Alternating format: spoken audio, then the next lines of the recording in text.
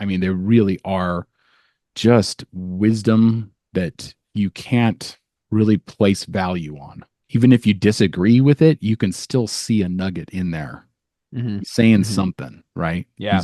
It might be a little nihilistic, it might be something that you don't want to really think about, but we are just all blips, memories in people's, dust in the wind. Yeah.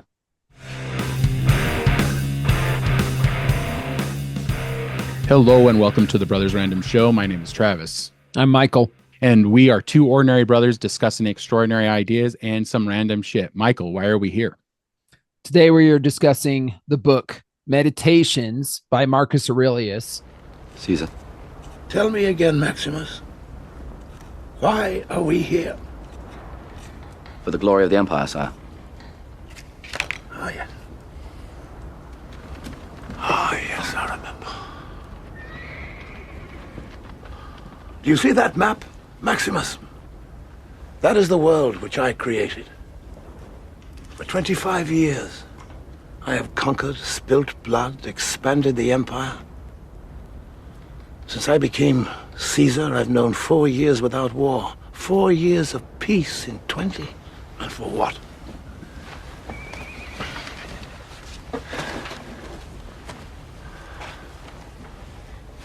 I brought the sword. Nothing more. It's changed a lot of people's lives, and we wanted to get on and discuss it. This will be a series of episodes leading up to the release of Gladiator 2. Gladiator is one of my favorite movies. It's one of your favorite movies. Mm-hmm. And we will be reviewing that in the future. But before that, we wanted to discuss meditations. Now, meditations, for people who don't know, is a series of journal entries, for lack of a better word, or just thoughts that the most powerful man at the time, Marcus Aurelius, wrote to himself. It was never meant to be published. It was never meant to be seen by the public, but it was seen by the public. And if you don't know who Marcus Aurelius was, he was Emperor of Rome, and he lived from 21 AD to 180 AD. He was one of, I guess, the last of five emperors. It was kind of a golden age for Rome, Mm-hmm. where they had a series of emperors who were not born into being emperors. That's, I think, the distinction is that they were not born as emperors. So it was a series of emperors who didn't have sons. So they basically they picked someone and mentored them into being an emperor. The next emperor. And it was there were five of them. Yeah. And Kind of interesting, isn't it's that? interesting that It's just crazy interesting that the golden age of, or at least one of the golden ages of Rome, was five emperors that were not emperors by birth, but emperors by like mentorship and being picked. Well, and speaking on that, Marcus actually throws shade towards some of the worst emperors. Mm-hmm. So he mentions Nero, and Nero was actually a bad emperor. And Nero was like notorious for starting out good, and he had mentors and stuff like that, but then he just turned evil. And I think he murdered his wife and his mother, and then he burnt Rome to the ground, and because he wanted to build a new Rome. And there was an uprising, and in order to not face the mob, he ended up offing himself. And so what's interesting about all that is that Marcus Aurelius, who was a really great ruler, right up until I think they had a plague of some kind that kind of threw his whole system. It messed up his rule. Mm-hmm. And we're not historians, so there's actually Ryan Holiday is a good source for anything that deals with Stoicism, and Marcus Aurelius is considered one of the Stoic emperors, and we just wanted to get on here because Marcus Aurelius is also a pretty big character in the film Gladiator. And he did have a son, Commodus, who apparently, according to Ryan Holiday, was worse. His son Commodus was worse than the Commodus in Gladiator. Yeah. In the movie. They depict him just a little bit possibly better than the real deal. I guess he was quite the crazy person. Yeah. Which, well, and see, that's kind of another thing, is that Marcus didn't adopt somebody and mentor them. Commodus just became the emperor right after his death, by birthright. Yeah. Which I think is probably the reason that these things that maybe there's I don't know all the history of Rome, but there might be a case to be made for, not bestowing it based on birth, but bestowing it based on merit.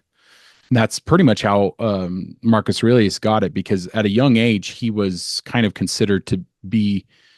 He had some kind of nickname that dealt with truth telling, because he was just always telling the truth. He wasn't and even in meditations he even struggles with it. He's always reminding himself to be truthful and to be kind and to still be firm in his actions, though.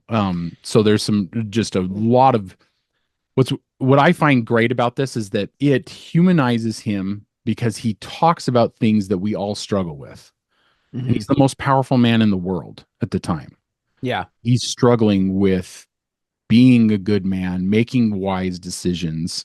Yeah. He talks about in accordance with nature a lot. He says that a lot. It's in accordance with nature. And so he's always saying, like, don't go against the grain. Don't try to strong arm certain things. Yeah, he said kind of along the lines of what you were just saying there. He said the gods want basically things to do the best that they can do in their own categories. So he says, let a bee be the best bee. Let an animal be the best animal according to what a bee does and according to what this animal does.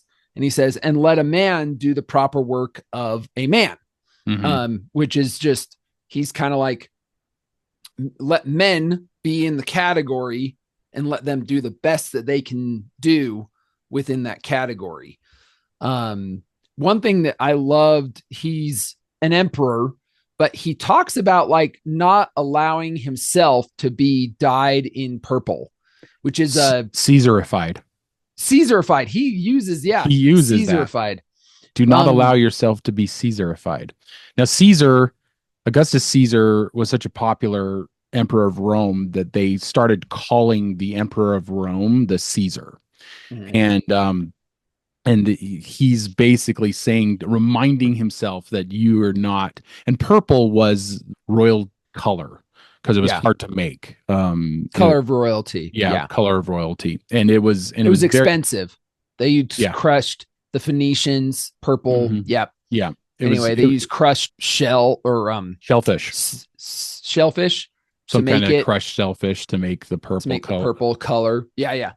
So he's basically reminding himself to not let himself be that way, because I mean he's growing up reading about the terrible emperors, Nero, like he says, Nero was like this piece of garbage that played a harp while he was watching Rome burn.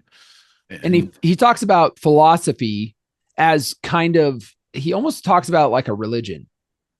And it is his guiding, his religion. Yeah. Yes. Judaism isn't as popular as the Roman Empire, so they believe in the gods, right? And he even questions that. Like he even questions like whether there is gods. At some point in it, he says, like, does my spirit go on to something else, or is this all I have? So, I mean, even the man who's highly educated, reads all the time, and knows several languages, he's sitting there going, is there a life after death? Is there a God? Am I? And this is the question that mortals have been Yeah. pontificating on for millions of years, millennias. It's just fascinating to think that he's just thinking about the same things that we're all kind of thinking about. Yeah. Existential, like life and Yeah. deep questions. One thing that I liked was he talked about praying. And he says, the gods either have power or they have not. If they have not, why pray to them? If they have, then instead of praying to be granted or spared such and such a thing, why not rather pray to be delivered from dreading it or lusting for it or grieving over it? So he's talking about changing yourself internally. Yourself So why not internally. pray to change yourself internally? And Yeah. I mean, even Christian or Judaism, Dennis Prager's talked about this a little bit of like not allowing yourself to think that praying is asking a universe butler to give you something, Yeah. but rather ask that you be changed. And I think that's great. It's like rather than ask for your life to be easier, ask for yourself to become stronger. Yes. Right? Like ask that you can change Mm-hmm. rather than your whole life being given to you on a silver platter, because that doesn't grow character. It's asking for the strength to withstand the troubles of life. There's this quote in it, and I'm paraphrasing it, but it's basically he's saying like be like the rock on which the shore crushes, never moving, never relenting. And basically what he's saying is like be asking for strength to overcome just regular day lives. And I mean, you got to imagine he was under massive amounts of pressure as the leader of the world at that point. I mean, Rome had already been established for several hundred years at the time that he's the emperor. So he's just trying to do the best that he can. And it's interesting because he also talks about treating your slaves well, and we've, of course he, this is a different time, so we got to judge him on that time, but he's talking about doing that. And he's also talking about not being boastful of how your slaves look. So that must have been a thing in Rome. Like people would be, look at all my slaves and how great they look. How It's so they weird. look Such a well. weird Yeah. thing to say and to think, especially nowadays when we don't have that. But Well, at the like, time, nowadays it's probably like, look how look how cool great my my car car is. is. Yeah, yeah, Yeah. yeah. Look how great my car is. Look how great my house is or something. Yeah. It's probably Whereas the same back kind of then, boastful. same kind of thing, but it's like, look how these are my possessions and look how great they are. Yeah, and so he's a student. He didn't originate Stoicism, but he is a student of him. And so Epictetus would have been the person that he was emulating, That he would have been reading and studying basically. Epictetus. Yeah, Yeah. and Epictetus was actually a slave who was a philosopher slave, and he eventually, I don't know, he was even like maimed by his owner at some point. So Marcus would have had extreme empathy towards most of his slaves. Epictetus was Marcus Aurelius, his Stoic idol, Yeah. is the best way He to put it. mentions him a lot. But they weren't contemporaries. I don't think they ever met each other. So Marcus was probably the best known of the Stoics because of meditations, because meditations is this inward dialogue that was never meant to be seen by people. And it's just fascinating that it even got out to people, because a lot of people use this as their, if you were put off by Judeo-Christian beliefs, this is a great way to have a an ethic, a guide through life. It's fun to listen to Ryan Holiday. It seems like Meditations is kind of like Ryan Holiday's scriptures. Like Yeah. he's kind of adopted that as his scriptures. And And that's totally great. Like Yeah. choose your religion, right? Like Yeah. choose what helps you to be a better man. Human. That kind of leads me. He had another quote where he says, "What is your profession?" And he says, "Being a good man." And this, I don't know if Ridley Scott, it was Ridley Scott that did Kingdom of Heaven. Yes.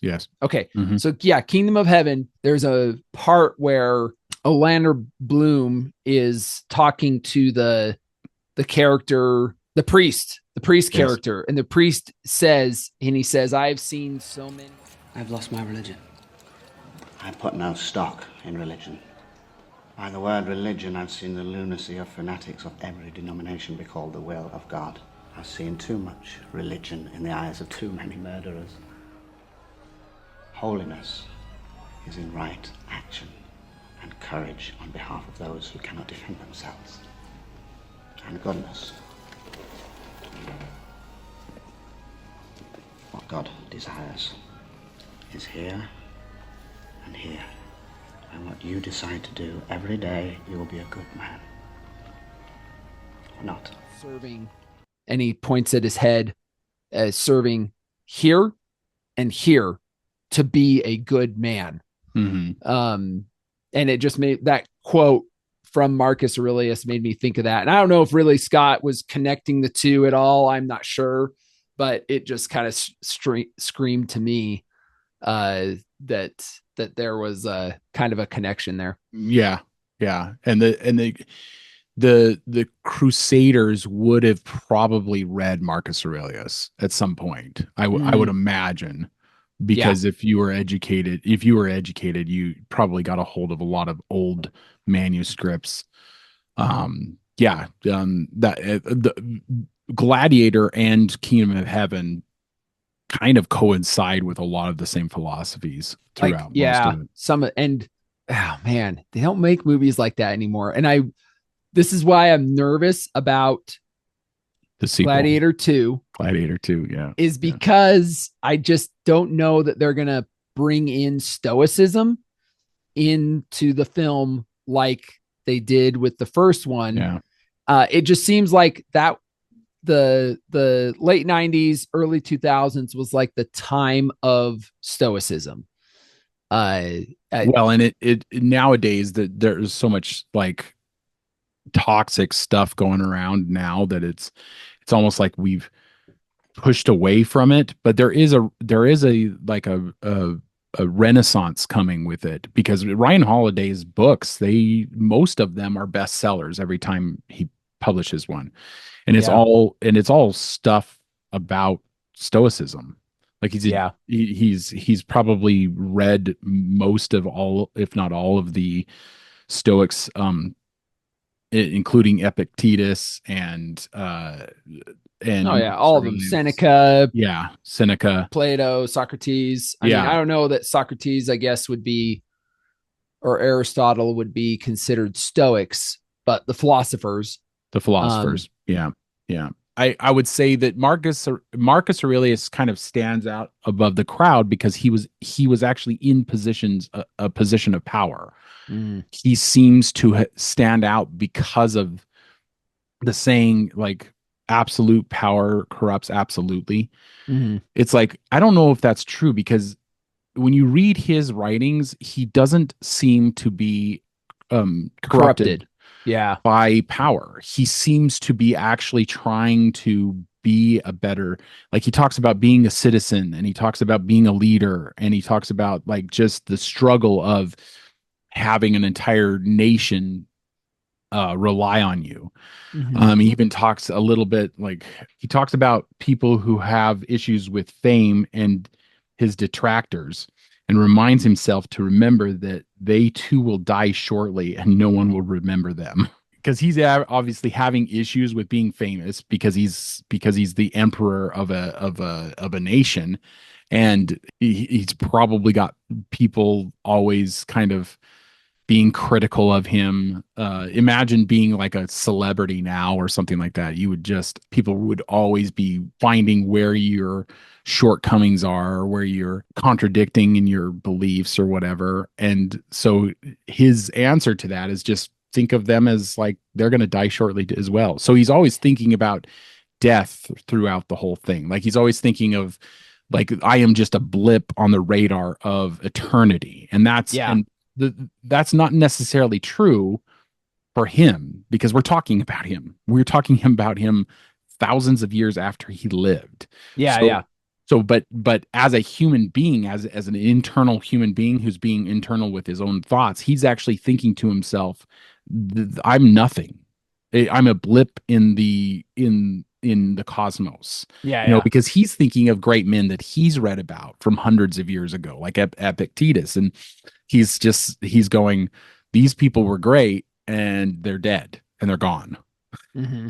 And he's going, you know, Death so comes for basically, us all. yeah, death comes from us all. So basically, The he's like great my equalizer. yeah, Yeah. my detractors, the people who condemn me. He's like, they're gonna die too. And then what's And the he's like, point? they may die sooner. I may die sooner. Doesn't really matter. It's like, It's the Stoic philosophy. It's like, do not let you concern yourself with these dumb, trivial things. Is what he uses that a lot too. this is a great quote. He went through a bunch of muses from Apollo, 10 of them. And he says, finally, a 10th idea, this time from the leader of the muse, to expect bad men never to do bad things is just madness. It's asking the impossible, and to let them abuse other people and expect them to leave you alone is arrogance. I just thought this was so great because it's like, It's what's happening in the world right now. yeah, If we don't do anything about Hamas, what do you think they're going to try coming after as they gain power? They're yeah, coming after us. yeah. It's kind of like Burke, I think, that said it, that the only thing Edmund Burke. Edmund Yeah. Burke, Mm-hmm. the only thing for the thriving of evil is for good men to do nothing. Yes. And it's like, he's like saying that it's just arrogance to think that it's like, oh, I don't want anything to do with bad men because at least they'll do bad things to other people and not me. Yeah. Eventually it's like, they'll allow turn that to just go do. Let them do their own thing. I don't care. As long as it's not to me, I don't care. And it's like, what arrogance. Yeah. It's like you cannot live your life thinking that way and you can't live your life thinking that you will not be a victim of somebody at some point. That evil is in the world. Yeah, it's like almost like a karma thing. It's like you expect to not stand up to the bad guys, to the bullies, and you expect it not to come back on you. Like, what arrogance. Yeah, it really is. It's a good thing to live your life by, to like, okay, there's evil people and I'm going to be a dangerous person who will combat evil people, and don't do evil yourself. I love this quote. Does the truly beautiful need anything beyond itself? Does an emerald lose its quality if it is not praised? So if you take beauty has its own quality, the value of beauty is it in itself. It doesn't need praise. So like if a truly beautiful woman won't need people to tell her that she's beautiful. Because she'll already know it, and she doesn't need that. It's a rare thing though. Did you find anything in here that you disagreed with? That's a good question. I not really. Like I did. I wrote it down. So let's discuss it. Let's discuss real quick before we wrap this up. And he said, die in extreme old age or before your time, it will all be the same. And he kind of talks a little bit about the young man who dies before he's grown old, or the old man that dies after living his whole life. And I think I kind of see what he's doing. He's like, everybody dies, and you can't really control that. And I understand that, but I can't get around the idea that you can't hold a value on somebody dying in their old age after they have lived a good life versus somebody who is young and has all this potential and dies before they're able to live up to their potential. I agree, but fundamentally, I just disagree with that. I I know what you're saying, but I think what he's saying is that either way, they're just as dead, and you can't do anything about it, right? Yeah, which I get. There's definitely like, okay, our brother Curtis died at a young age. He was 34. Both of us are over that age, Yeah. and it's weird thinking about that because we're older than our brother ever got to. Mm-hmm. So I get what you're saying, but I think what he's saying is that either way, you're just as dead. Now one okay, one does have more value than the other because when you've lived a full life, it's less tragic when you die. Yeah. When you've seen your children marry, when you've lived long enough to see your grandchildren, which are things that he won't get. Yeah.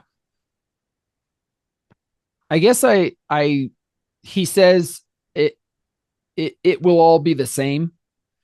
I like I said, I kind of think I see what he's saying here is just like you don't have control over it. Yes, that's that. Don't worry about it. There's nothing you can do. But But I he's don't not. see it as all the same. He's not. I agree, but he's not Yeah. putting value to it, and there is.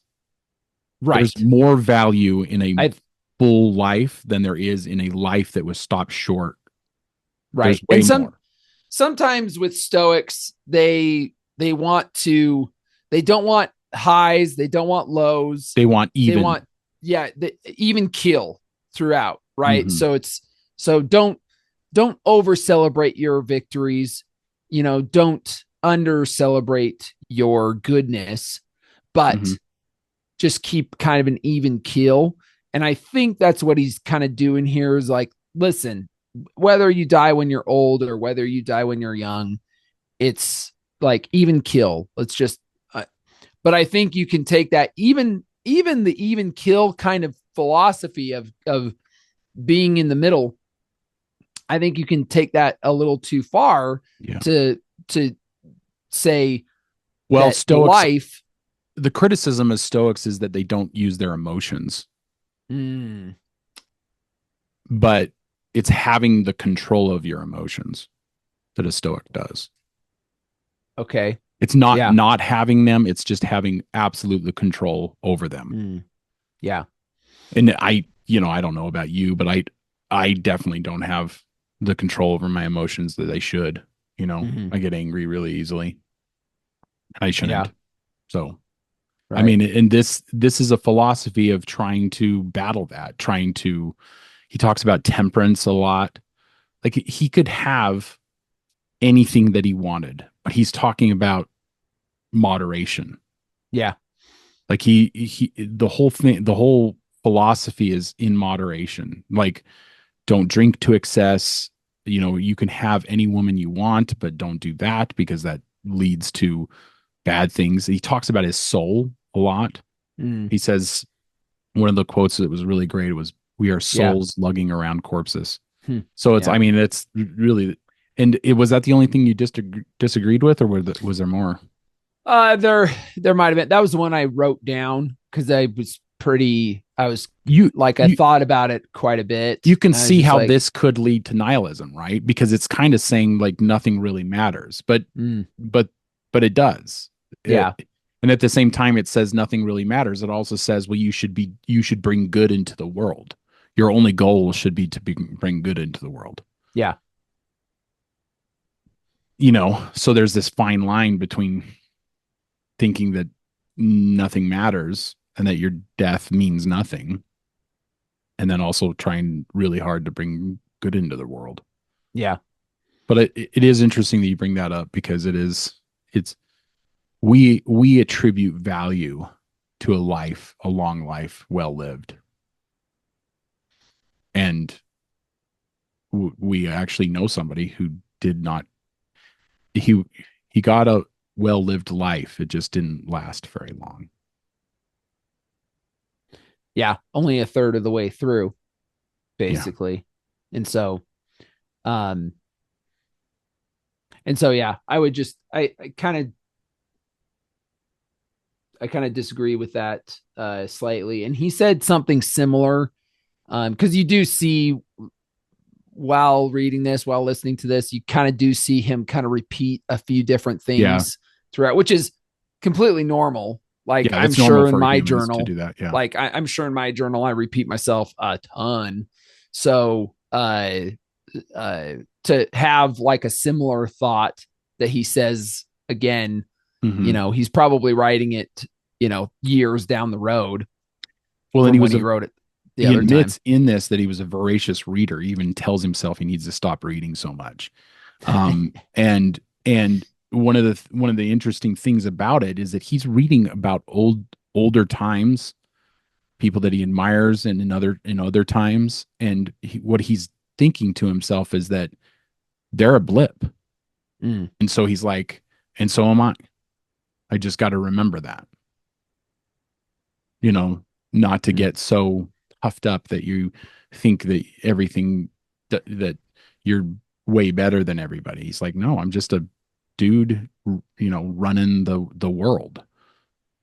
We should probably say something like, there's so much in this that we could probably take one of his lines and do an entire episode on it.